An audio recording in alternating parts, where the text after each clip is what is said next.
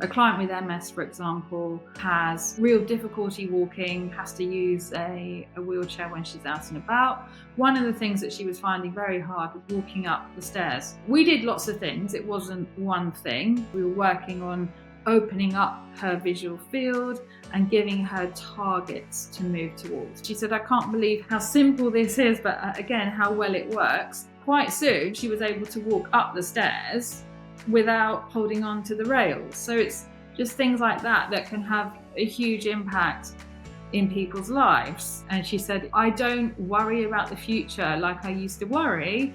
I was so surprised that I could do these things.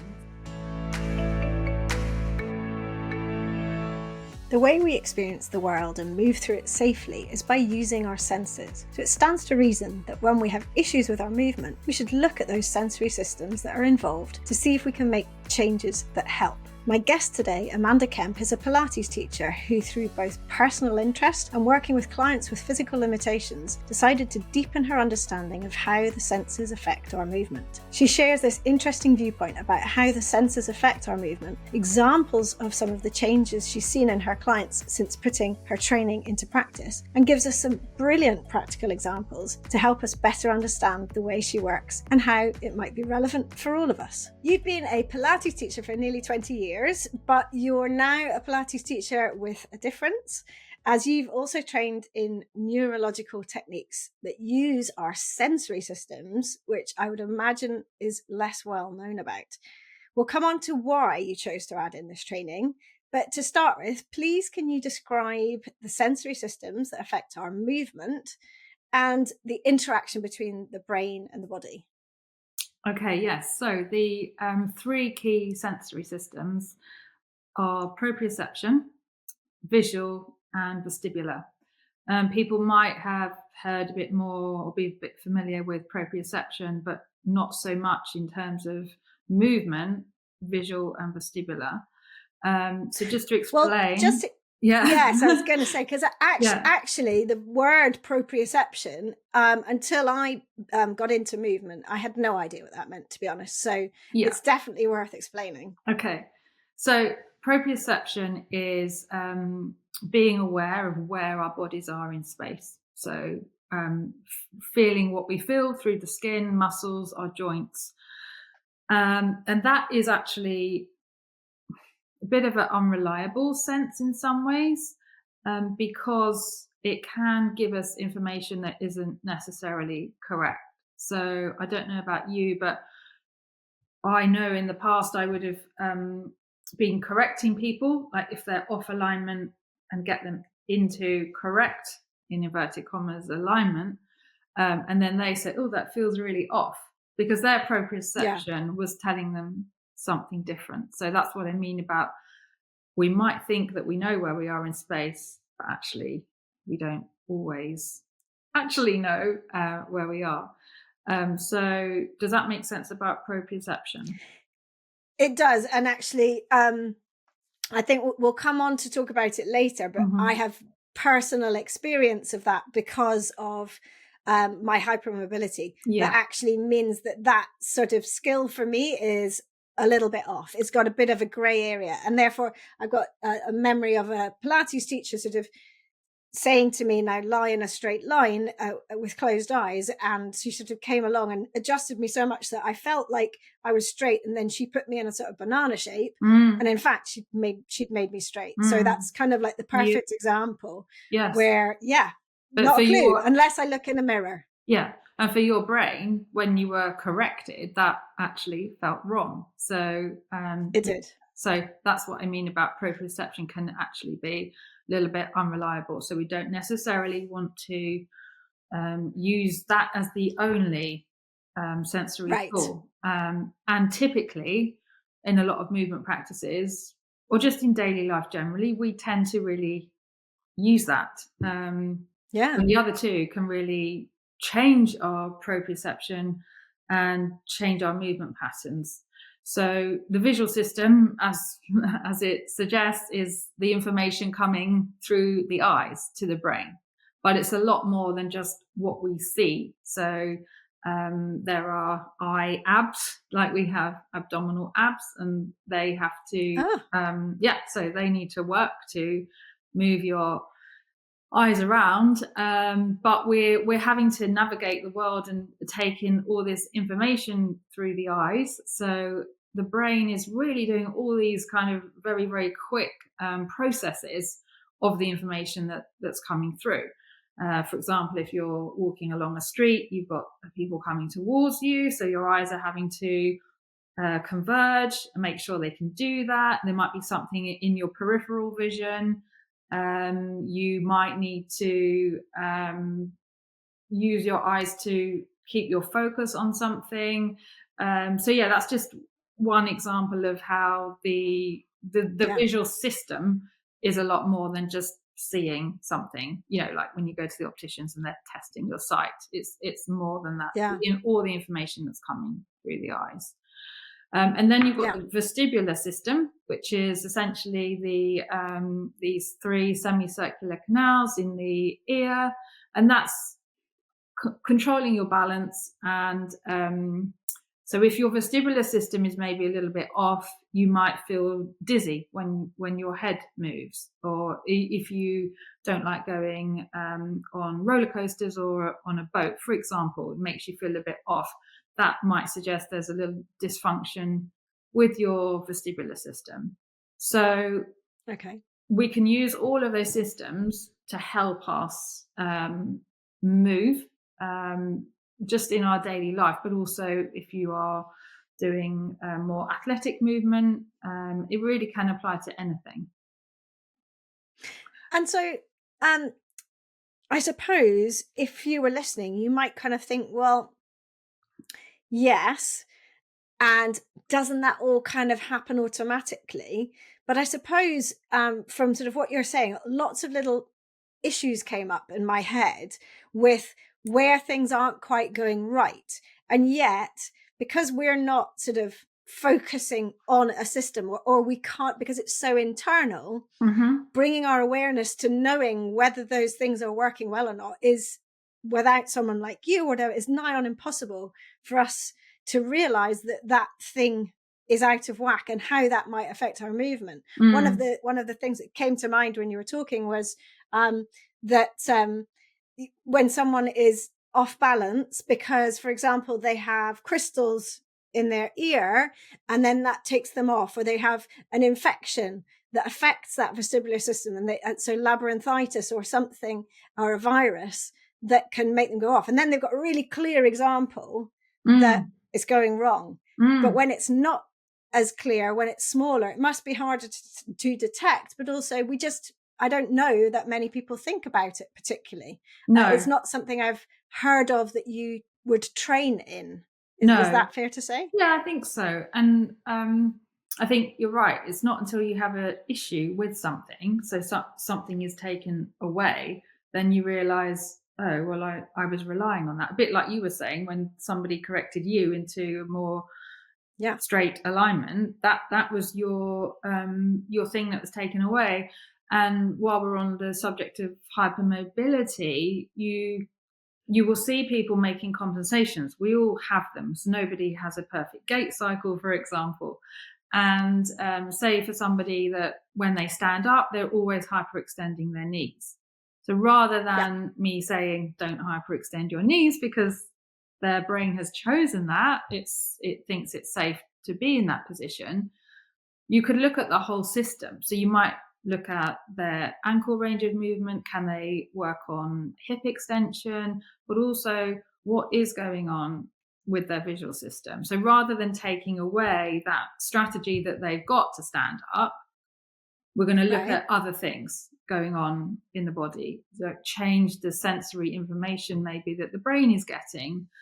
And then we're not saying we're not going to then look at improving the alignment. Of course, we always want to get, to stop the knee extension in that case and improve things.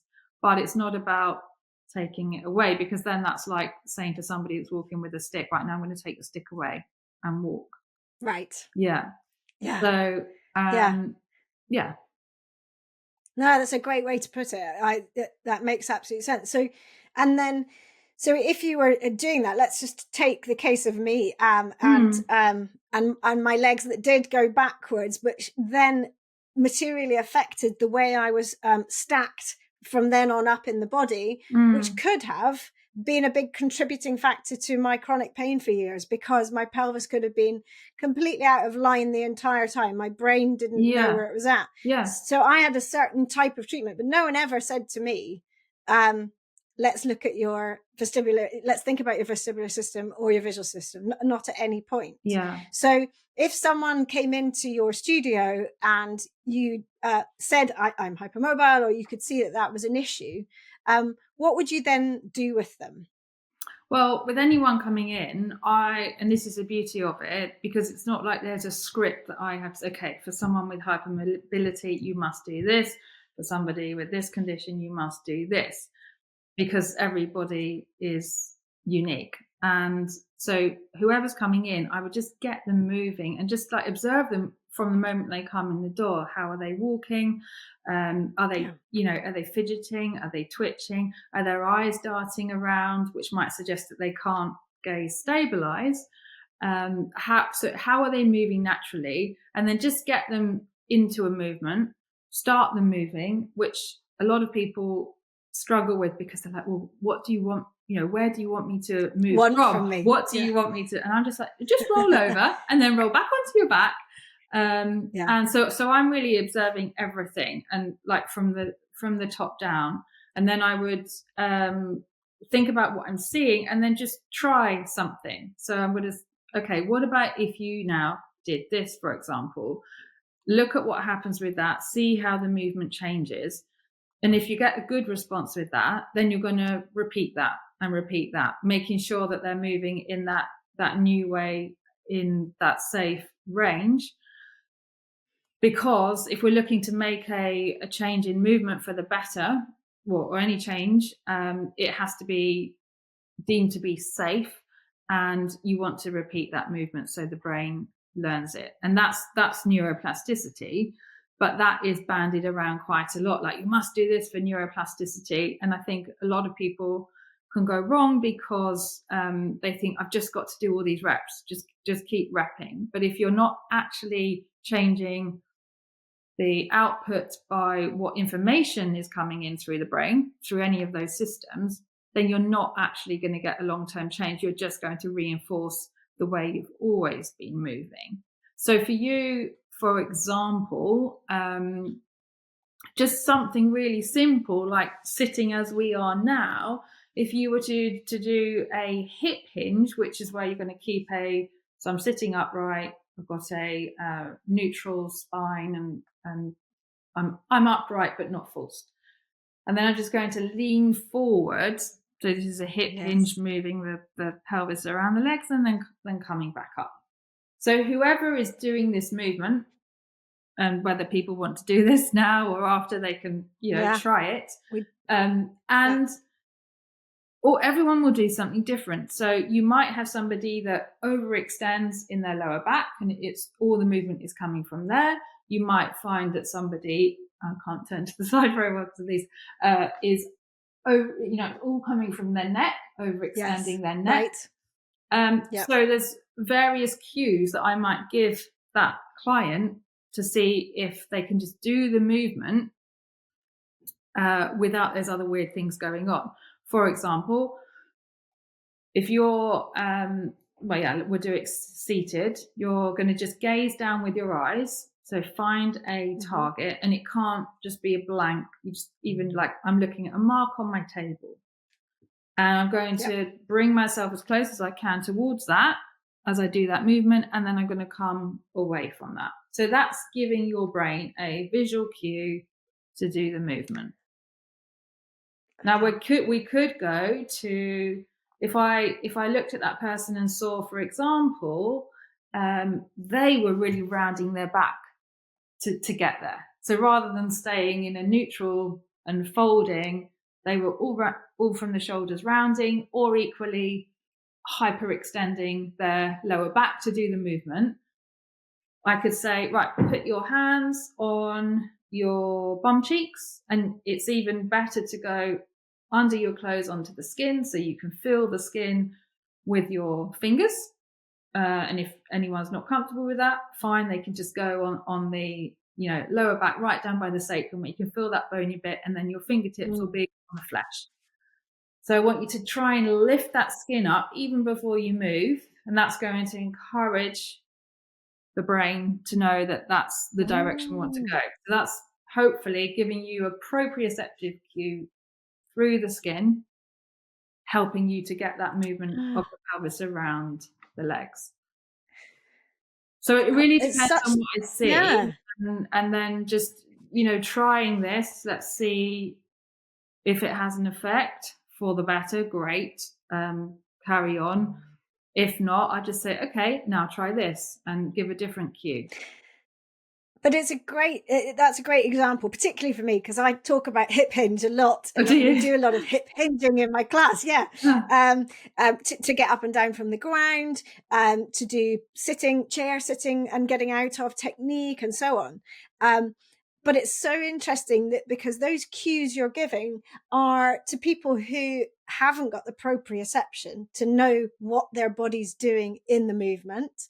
But the cues you're giving are not kind of saying, well, just adjust it or just do as I'm doing, because quite frankly, they can't, because they don't know that they're not in the first place. So that's, the visual cue is really interesting, because you're just adding in that bit more information, and then that touching the skin, particularly on the lower back, so you can really feel almost the angle that your back is at, and therefore you get a bit extra. It's a bit like when years ago someone said to me, if you're wanting to get those glutes working and feel them, then tap them, so that you can then sort of have the memory of that tapping sensation in your brain. And that really resonated for me, and I use that with other people as well.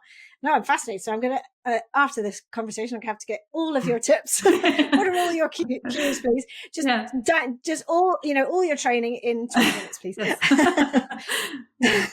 No, that's really fascinating. So the cues then are, so if someone doesn't feel they're in, or doesn't appear to be in the alignment they think they are, then you're using the other senses. You're bringing in cues for the other senses. Yeah. No, that's really interesting. And you talked about neuroplasticity, just to really help listeners understand what does neuroplasticity mean, and particularly in this context. Okay, so neuroplasticity is the brain's ability to change. And with movement, everybody gets stuck in our movement patterns, and then people typically come to me because they're in pain, or they might have a neurological condition. I do work with people with that, and that's why I started going down this route of training. But what I realized is, because everyone has a brain, it works for everyone. The techniques are very simple but effective. So we all have our movement patterns. We get stuck in those movement patterns. And if we want to change that movement pattern, we need to show the brain that there's a new way, and the brain needs to feel safe. I mean, it is really that simple. The safety comes first. So even if you want to do something really passionately, your brain is not going to let that happen, and you can't override that unless it feels safe. So we use those sensory systems to show it that something is available. There is something else available. So in the example of the knees hyperextending, this isn't the only thing that's available. We can move your pelvis around your legs. If we use that visual cue, you can do it. And it can go both ways. Like, we can learn bad new movement patterns, or we can learn good new movement patterns. But typically we really need to show something the brain that is new, and then the brain really needs to be paying attention to that. So I often say to people, if I give them a few things to practice at home, which could be something like that hip hinge we just did, whether you're standing or sitting, pick a target, hinge towards that, and then away from it. So it's all about that visual system. Now, there's no point in doing that if you're not actually using the cue and paying attention. So Don't just think, okay, I'm going to watch TV and then do this movement, because if your brain isn't paying attention, we're not then repatterning or reprogramming the brain to that pattern. Does that make sense? Yes, no, that absolutely makes sense. And it's about this sort of um, intentional movement. So it's coming away from the body's autopilot and moving towards showing it that if we're moving this way, using the intention, using the various systems, then it's going to embed more easily, and practicing it. So the consistency of doing it regularly, which I think is something that people don't really want to hear. Yes. Because there's so much quick fix culture out there, and Yes. so many messages on social platforms saying, do these 5 things 3 times a week and boom, you're done, you're sorted. And I really struggle with those messages, because I was in pain for years trying everything, and very little, it took a long time for anything to work. And when it did work, it was about me doing very basic developmental patterns, which I'm sure there was quite a bit of overlap with what you were talking about, but I wasn't aware. But I had to do it repeatedly and repeatedly. And yes. I was in a gym at the time, and I felt like such a sort of fraudulent gym goer, because there was never any sweat. And I was always on this mat with bits of equipment. And I felt like getting a t-shirt printed saying, "Don't judge me, I'm in rehab." Because I was there for so long doing the same thing over and over. But that's what your brain needs to learn. Yeah. And actually, it sounds like you got that anyway, but if you were working with that newer approach, you wouldn't have had to be doing loads and loads of reps, because actually you could just spend a little bit of time repping. So, and it's like you could do 3 to 5 to 10 of the movement. But because your brain is paying attention, it's got it in there, and then let that simmer away. And then a bit later in the day, you can do it a bit more. Yeah. That's why I always say to people, don't feel you've got to, do everything that I'm doing with you in this class or this one-to-one at home. I send people away with a bit like I just did, a little drill that you can incorporate, a bit like brushing your teeth. Just do it 3 times a day, more if you can. If you sat down, you haven't been moving, add this movement or the drill in. But I agree with you. It's very frustrating when you see, just do these exercises for this, just do these reps, because it actually goes down to the fundamentals, and it is those small, slow, paying attention movements done well, and then repeating them, which nobody really wants to do. But then once you start to feel the difference in your body, you're like, well, okay, yes, I'm going to carry that on. Yeah. Because it talking about brushing teeth again, it's a bit like going to the dentist. You're not going to do nothing in between those visits and just expect it all to be fine. So you've got to do every day, brush your teeth, and then whenever you go, it's the checkup. So like coming to me is a bit like the dentist visit, and then you go home and you're doing your daily things.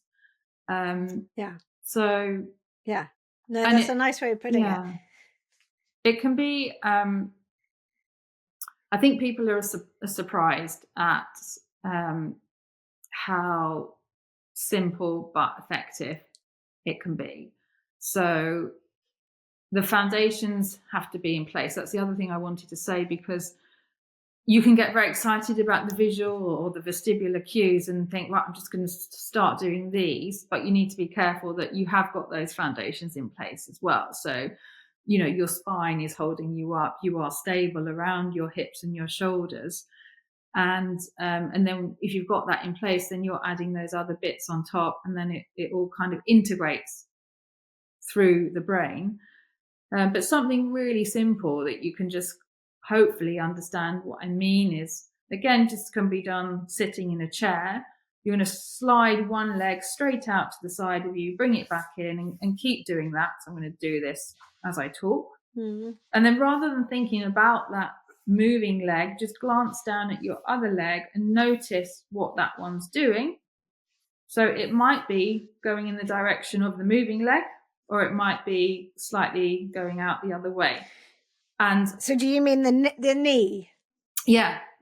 So I've got my, for example, left leg is sliding out to the side and back in, and I'm looking at my knee on my right leg. And if I see any slight movement to the right or left, then I can use a cue to help stabilize that non-moving side of my body. So by getting that foundation of stability, I can then improve the movement from a stable base. So I What would the could, cue be? yeah, okay. So there could be, Tell me the cue. and you could look at your knee, literally look at it, and just try and keep it still. So that's using your visual system. Right. Or you could go to using a pressure cue, which is really good at speaking to the brain. You could put your right hand on the outside of your right leg or on the inside, and you could try both. Okay. And feel the pressure of your hand against your leg. Your leg is going to push into your hand slightly, so you get a little bit of, we're not, gripping, but a little bit of it's not pushing. connection. Yeah. And then notice what happens there in terms of that pressure as your other leg is sliding. So then what you're going to try and do is, if you notice a slight change in pressure, then try and maintain that. So that's using a proprioceptive pressure cue, which is giving information to your brain to help stabilize that side of your body. It's so logical. I know.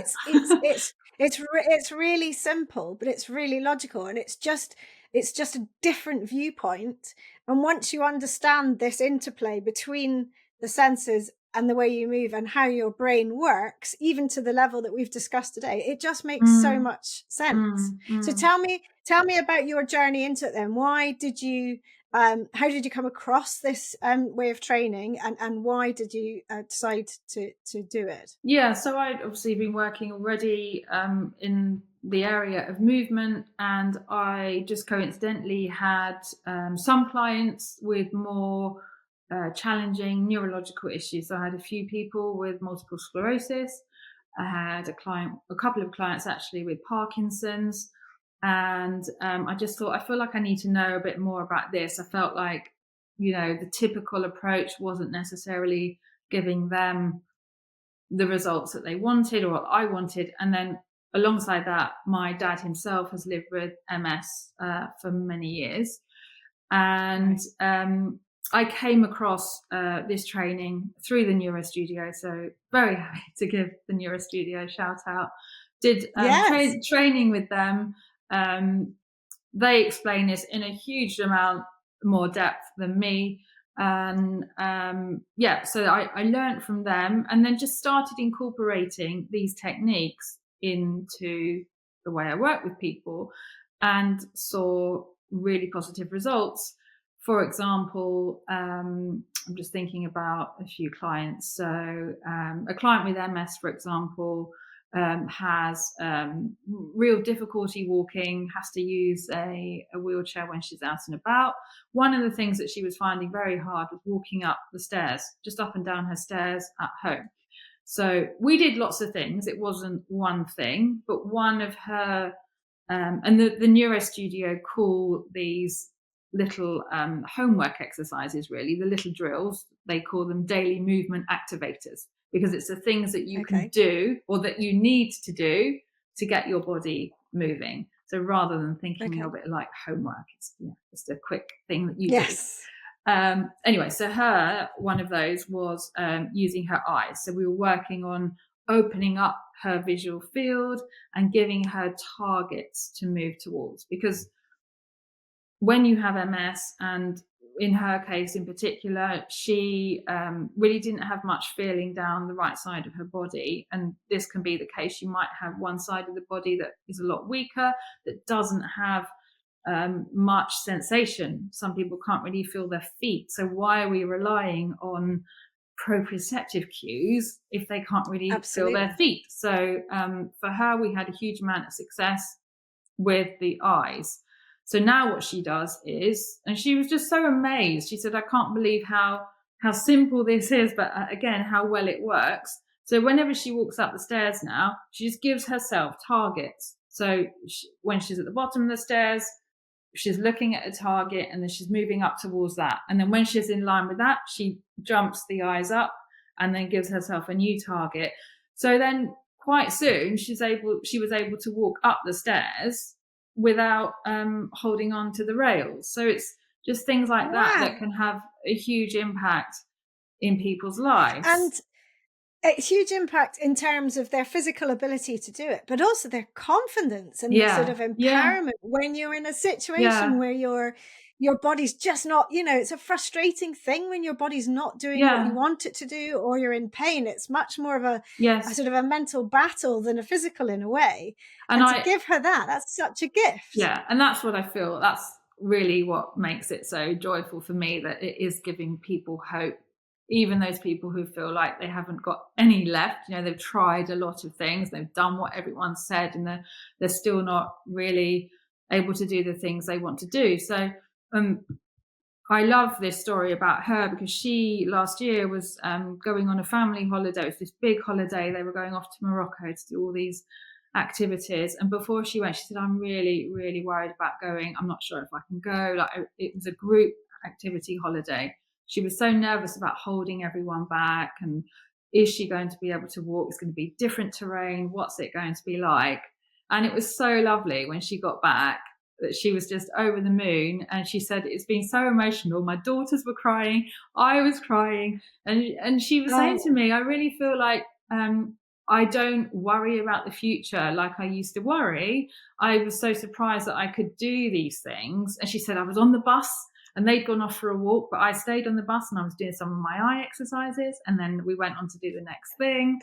And, she went on a camel. She took part. And, exactly. that was she was really taking part in life. Yes. Really encouraging. And she did what the things that she wanted to do within her boundaries, but she made choices about what she wanted to do rather than her limitations sort of imposing or feeling like they're imposing negative choices. And her daughters said to her, such a wonderful story. Yeah, it is lovely. And that's why I like to share it, because her daughters were saying to her, oh, Mum, you're so amazing. Life can be really hard when we're having to navigate things at home. But she said, this has just been really amazing. So that's very encouraging. And then just for, like I said, it doesn't have to be just for people with a neuro condition. Although, again, I've had great success. I'm working with a lovely man with motor neuron disease, which is a horrible disease and really takes away so much movement.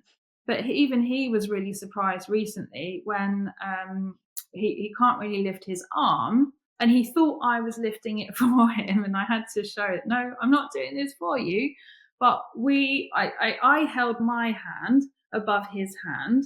So we'd already tested, right, can you lift your arm at all? Can you hold something and lift it? No, that wasn't happening. And I said, right, now can you look at my finger? And you're going to look back down to your finger. So we did some eye movement from my finger to his finger.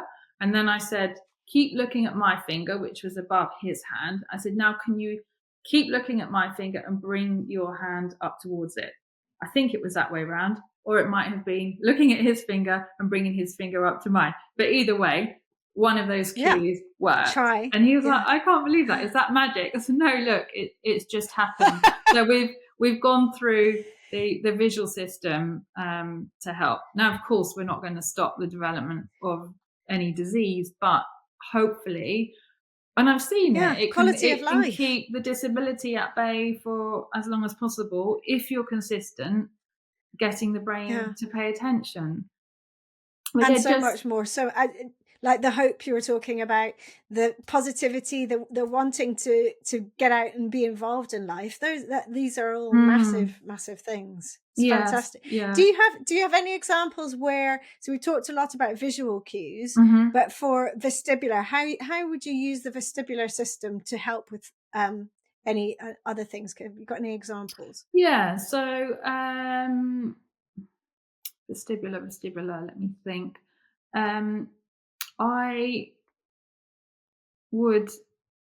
So a good one you can do, for example, is with the vestibular system. Like I said, it's the semicircular canals. You've got fluid in the ear that's kind of moving around. So what you could do say, for example, the visual cue wasn't the right cue for a person, proprioceptive wasn't effective, I might say to them, or if I noticed, for example, that they close their eyes automatically in a movement, because I know that's something that I tend to do quite a lot, I would let them keep their eyes closed and then bring in a vestibular cue. So with your eyes closed, if you're comfortable, but people don't have to have their eyes closed, just if we take the visual information away, then we're focused a lot more on the vestibular. So imagine you've got a cup of tea sat in your head, and you're going to just spill a little bit of that tea out of one ear and then out of the other. Mm-hmm. And that's all you're doing, just spilling a little drop of tea. And then you could even go the other way. So you're going to bring it to spill down the front of your body and then down the back. Mm. So that's obviously Okay. working your vestibular system. And then you can use that as a cue. So, for example, now I would like you to think about that cup of tea like it's balancing on a tray in your head. And now you can't spill a drop of that tea. And then we could do a movement, for example. Can you lift your right arm up above your head and back down? But you're not really thinking about the arm. You're thinking about not spilling the cup of tea in your head. Yeah. Okay. So, it could be a leg movement. We could go back to that leg slide out to the side. Can you do the leg slide without spilling any of your tea? So the primary sensory information that we were using there was the vestibular system. Oh, brilliant. Oh, it's amazing. And then with balance as well, because obviously that's something that can be really affected by a lot of the conditions you discussed, but also just people generally as they age and so on. One of the things I was going to ask you about, and balance is just one specific example, is when one of those systems is going anyway. So, for example, your eyesight's off. And you've not got corrective, or the corrective isn't quite enough or whatever, or you have deteriorating hearing as you age, can you kind of compensate for those things by working on the other sensory systems? Yeah, definitely. So with the example of, so say you don't have vision or you've got reduced vision in your right eye, things may feel very unsafe going over to the right. For example, your rotation to the right might not be as free flowing. The range of movement might not be as big. So, okay, we're not going to use the visual system. We could go to some bringing awareness to what you feel on that side of your face. So you could like maybe stroke the side of your face, or give yourself a bit of a head massage on that side, or just press your hand into your head there. So you're creating that little bit of feedback. So now your brain knows where this side of your face is. And then you're going to do your rotation and maintain, I'm holding onto my head and keep holding onto my head there. And the teacher that I work with, I've seen her do this before. She said she had how you get these weighted vests? Well, she had a weighted headband, and she just put it on one side. I think this was for someone who had a sight issue on that side. So that just gave some feedback, made that person feel safe, and then that helped the movement. But with balance, I just wanted to say with balance, because I find this quite frustrating. So because most people come to me, and balance is one of the things they want to improve, particularly as they get older, and they say things to me like, I'm standing on one leg while I'm brushing my teeth. And I think, well, that's only going to reinforce you standing on one leg while you're brushing your teeth. And balance is so much more than just practicing standing on one leg. And we can practice balance sitting in a chair. Yeah, we can practice balance lying on one side, down on the floor. So yeah, like, can you, like we did with that arm movement, for example, go to a visual cue. Can you keep looking at that visual cue and just move your arm or move your leg, for example. So that would be the visual cue. People who feel unbalanced when they get out of bed in the morning, which again can be quite common the older we get. So even before you get out of bed, you could work on using the eyes. So there's something called a vestibular ocular reflex, which is a reflex that keeps your eyes in focus when your head is moving. So there's a couple of ways we could think about that. If you stick your thumb out in front of you, you're going to look at your thumb, keep your eyes on the thumb, and then just move your head up and down. Or your head could be moving side to side, but that's using vestibular ocular reflex. So for someone that's lying in bed and has maybe struggling to get up, feeling off balance, so you're lying on your back, you bring your arm up, stick your thumb up in front of you, and if they can't lift their arm, they can maybe just look up at a target on the ceiling. A dot. Yeah.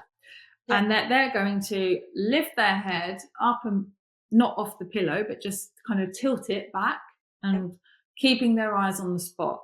So if I come really close, if I'm looking at a spot and I tilt my head backwards, that's actually encouraging my eyes to track down. So we're going to do that. And then from there, you're going to try and roll yourself up. So you're going to lift your head off the bed, look down towards another target that might be down by your feet, and then you're going to try and bring yourself as close as you can towards that. So you're doing, this is a classical Pilates exercise, a roll up, but we've used vestibular ocular reflex to open up the visual field, and then we're using a target moving towards that target. And if somebody can't roll up, you can still do it. For example, you're looking at your thumb, you're going and actually get up any way they want. I mean, it doesn't actually matter how they get up as long as they're locking in.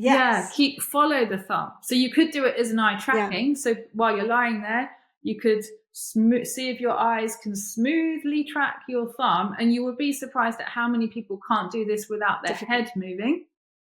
Or go to the VOR. So you're going to look at the thumb, keep your eyes on it, and just move your head, which is, again, it's encouraging the movement of the eyes without the head moving.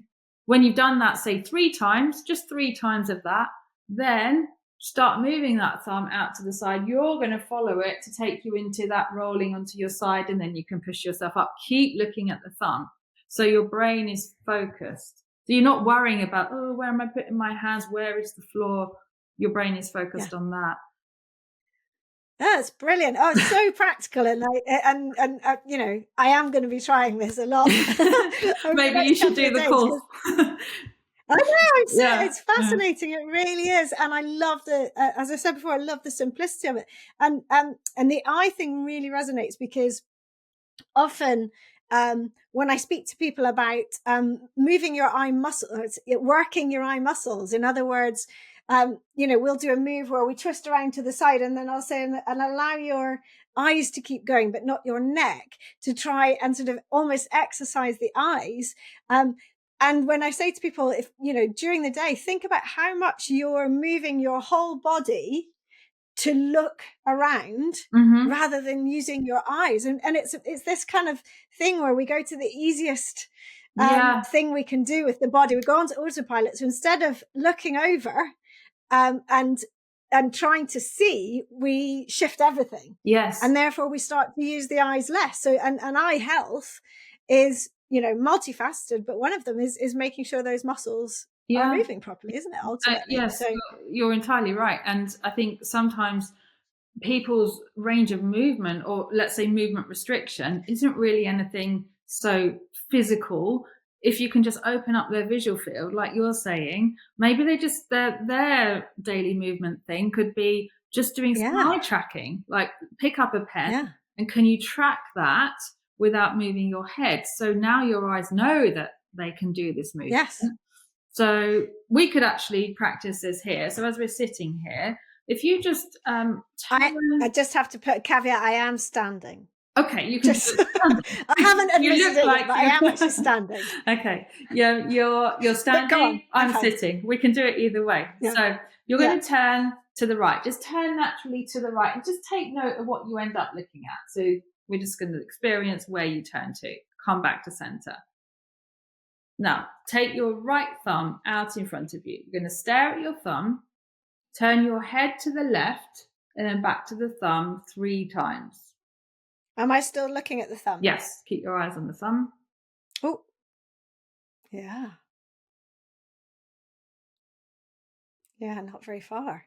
Oh, That no, that's felt fine. restrictive. No, that's fine. Now Okay. keep looking at that. No, sorry, bring the thumb down and then do your rotation to the right again and tell me if it feels it's gone, whether it's gone any further. Or... Further. Yes? Definitely Okay. further. So for you then, definitely, to improve your range of movement in your rotation to the right, one of your daily movement practices could be doing a can't remember the word. The the thumb thingy. The thumb thingy. The VOR, the vestibular-ocular reflex to I the could left. have helped there, but I couldn't remember. So okay. To improve your rotation to the right, you're going to look at a spot or look at your thumb and turn your head to the left, which is encouraging your eyes to track to the right. So, and when you then rotate to the right, that improves. Now, if that hadn't improved for you, we could have moved the eyes and the head in a different way to find an improvement in your rotation, and then your homework practice would be working on that. Yeah, love it. That's amazing. I really do. I think it's super clever, and I can see how if you feel like you've got that little bit of change there and then that's impetus to keep trying and seeing what more you can do. But it also gives you that information about your own movement patterns. So knowing where your body is in space, but also just realizing, oh, actually, I have got a limitation, particularly comparing one side to the other, where often we don't realize it quite so much. And yet, because we're very one-handed, one-sided in a lot of our movements, we're actually quite limited in the other way. And that's really a great way to sort of test it and see that and make the comparison, see if you could do a bit more work. Yes, and the body... And I always think of, I was just going to say, and I always think of practical things. One of the things we do in my classes is called the reverse parking move, because my mum named it as such, where we're posting hands behind and we're twisting through the shoulders, and then we're looking behind, but we're not stretching with the neck.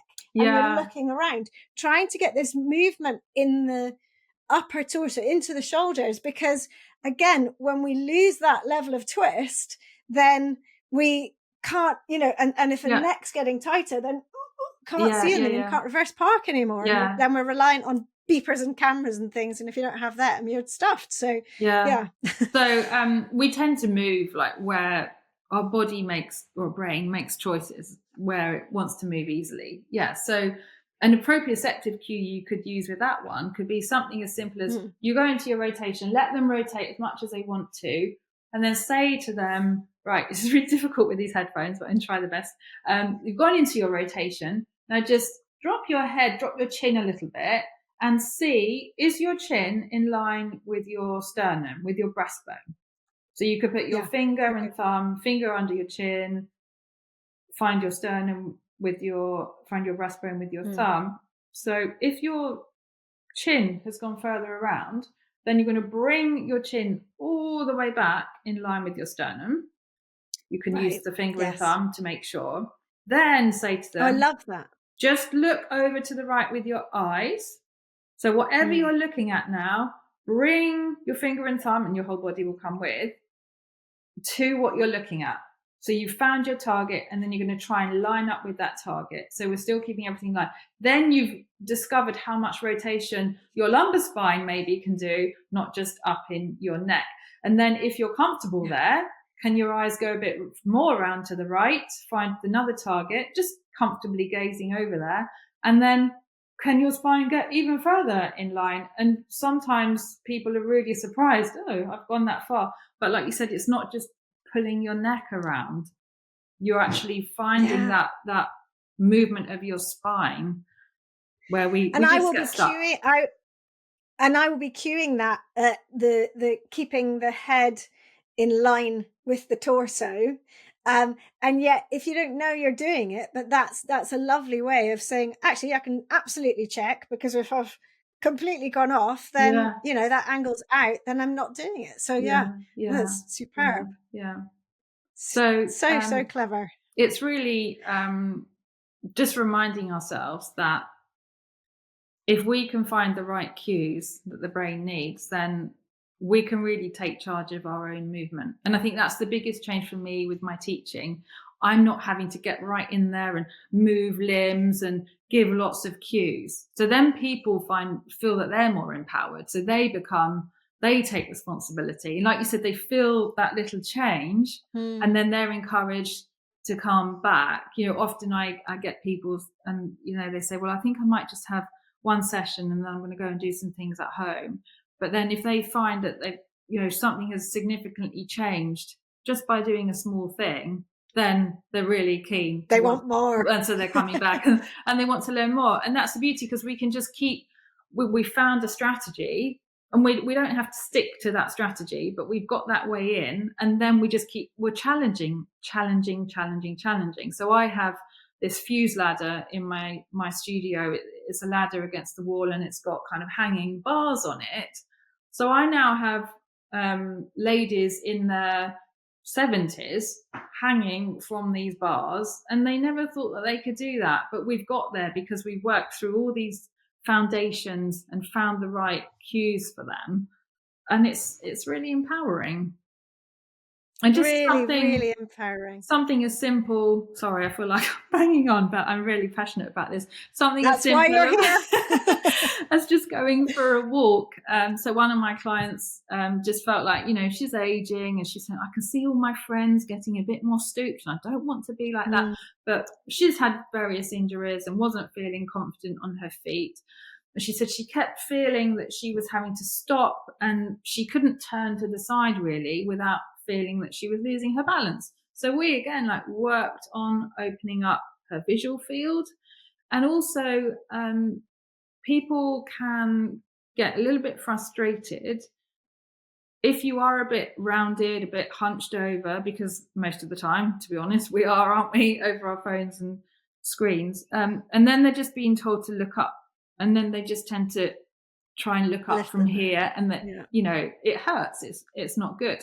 So rather than saying, well, you've got to look up, try and stand up tall, and they can't do it. But if we can open up the visual field so they're able to look down towards the floor without having to be hunched over, then they're not having to look way ahead. They still need to be able to see their feet to feel safe.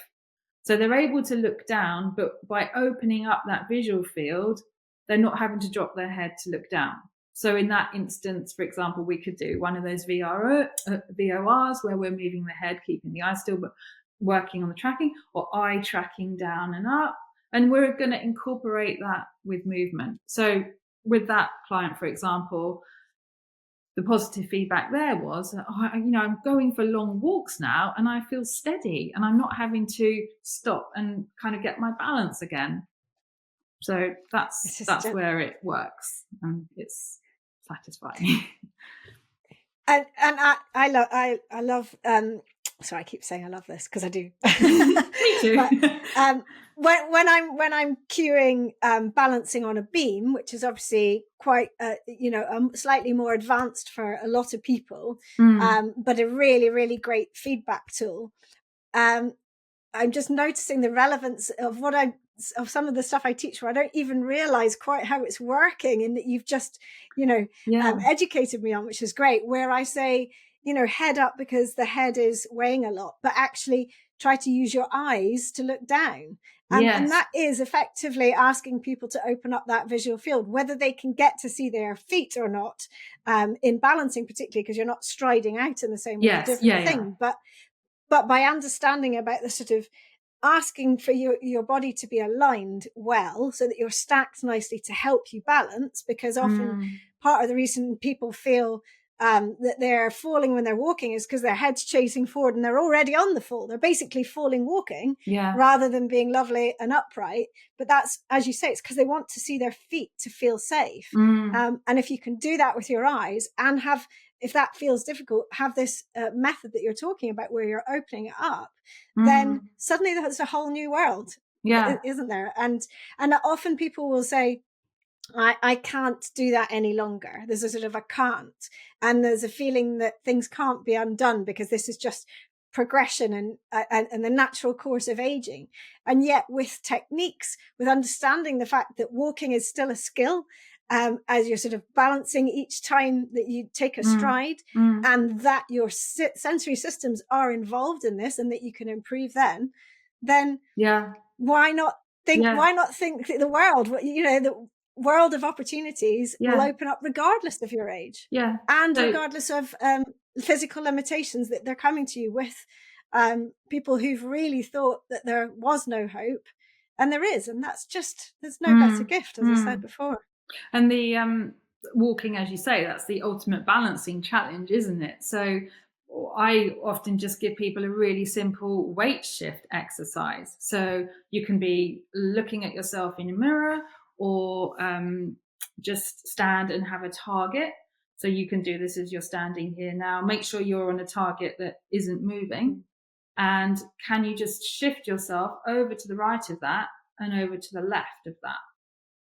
And keeping the spot in line, as it were. You've got your bullseye that your eyes are on. You're going to keep looking at that, and you're going to shift over and back, which you look like you're doing very well. But some people might do that by, I'm trying to show this the best I can, but you might see them leaning over with their shoulders, or you might see them kind of looking up with the hip.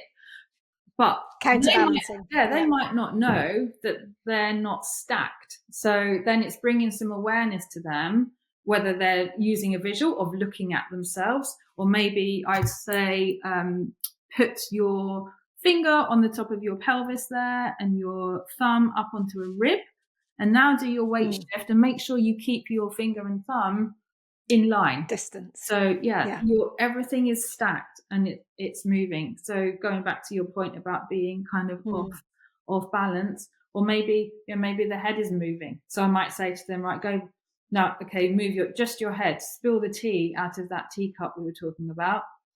Now can you move your head over without spilling any tea? So you're going to keep it level. Now can you move your head and your ribs and your pelvis together, just to the right and left of that? Just working on that basic weight shift.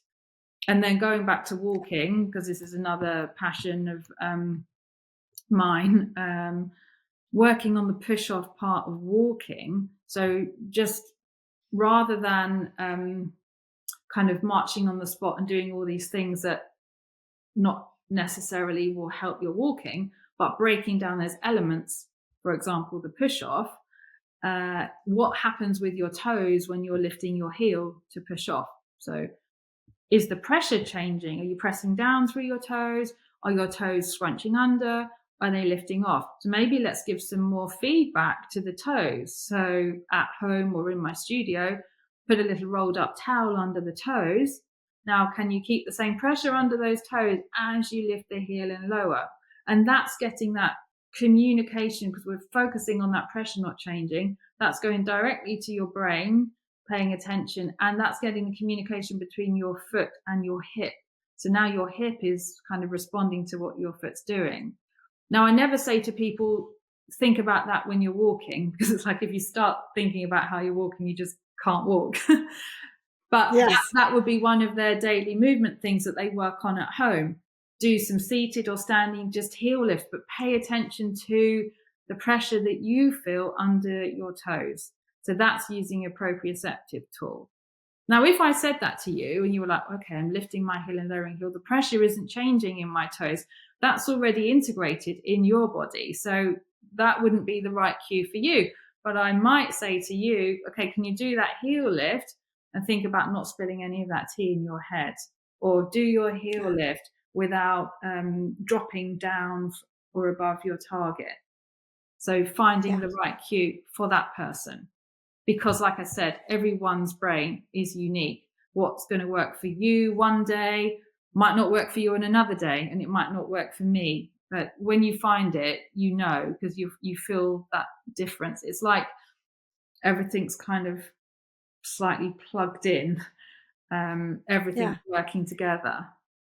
Because you've got that control of your body that actually you Yeah. haven't particularly realized you're out of control, but something's not felt right. That Yeah. usual trigger of our sort of your gut's telling you you're not quite right, but you don't quite know what it is until you find it, and then you realize what it was. Yeah. Yeah. with And so many things in the body. yeah, and And brain. not ignoring pain, as I'm sure you've come to realize as Yeah. well. Like, not just working through pain. That's the biggest communicator. That's your brain going, no, you need to stop this. And I think that's where I educate people quite a lot. I'm like, that looks like it's not comfortable for you, and they're grimacing. No, it's okay. I've got to get through this. Like, no, this is your brain telling you we need to find a different way. So let's stop. Let's try something different.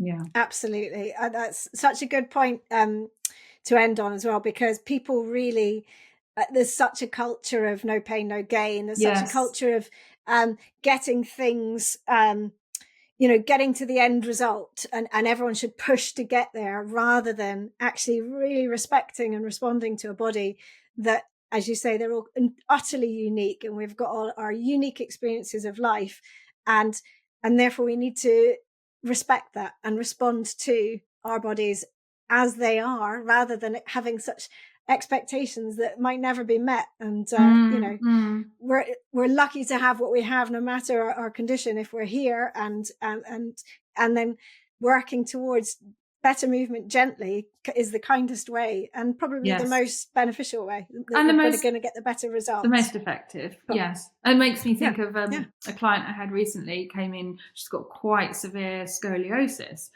She's been to all sorts of practitioners, tried things, but still in pain. And she said, oh my God, I feel like I'm being really naughty, because I said to her, right, where is it most comfortable for you to be? Whether she was standing or lying on the mat. Right. Don't be like you're in a Pilates session with me. Can you just like turn to the right maybe a little bit? Now breathe here. How does that feel? Turn to the left, be in the center. We went through all of those, and it was so obvious to her every time. I think it was to the right. Like, oh, okay, here feels good. So I said to her, right, stay there now. Now we might do a leg movement, an arm movement. And she said, well, I can be here. And I said, because that's where your brain knows it's safe. Now, I'm not saying we're going to leave her there forever. And we actually did some eye and head movements to bring her from that right-sided angle to a more centered place by using that sensory information we were using, in that case, through the eyes, because she is also very hypermobile, so proprioceptive cues were difficult for her. And she was then more centered, not because we'd forced her into a position, but we showed her brain how she could get there. So fascinating. It really is. And we've gone on longer than we thought we would, that's for sure, because it's just there's too much, and obviously, as you can tell, I could keep asking you questions for hours. And maybe there's something aside from here, because there's just so much useful stuff in there. So thank you so much for sharing everything you have, because I think especially when something's really practical, hopefully people weren't driving for this episode, so that they could stop and actually do the things, but then they might listen to it twice to come back and go, I really wanted to do that, test that thing out. So that's so helpful, giving people actual examples, and I'll be listening again to check them myself. So listen, if anyone wants to find you and get in touch, then where can they find you? Yes, so my website is kemppilates.com. That's KEMPPILATES.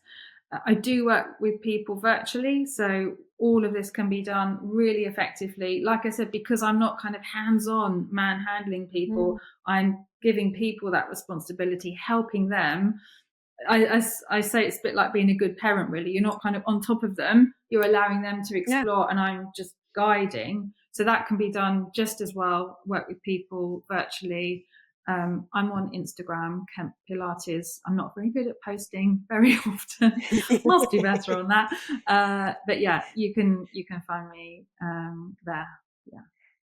Brilliant. Well, thank you so much for your time and your expertise, Thank you. and for delving deeper into a world that I knew much less about, and I'm really glad to know a lot more about now. So thank you for your time. Oh, thank you. It's been lovely talking to you.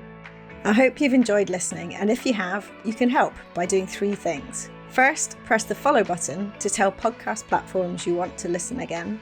Second, please give the show a 5-star rating and leave a review about why you liked it. And third, I'd love you to share it with friends and family or on your socials, for which I'm truly thankful. Finally, if this podcast is making you want to start reclaiming your own movement, join me in the Reclaim Movement membership for classes, both live and by replay, and countless videos of mini movement breaks to add into your daily life, covering practical and fun, important natural movements. Visit reclaimmovement.co.uk/membership to get started with your 7-day free trial. See you for the next episode, and thank you so much for listening.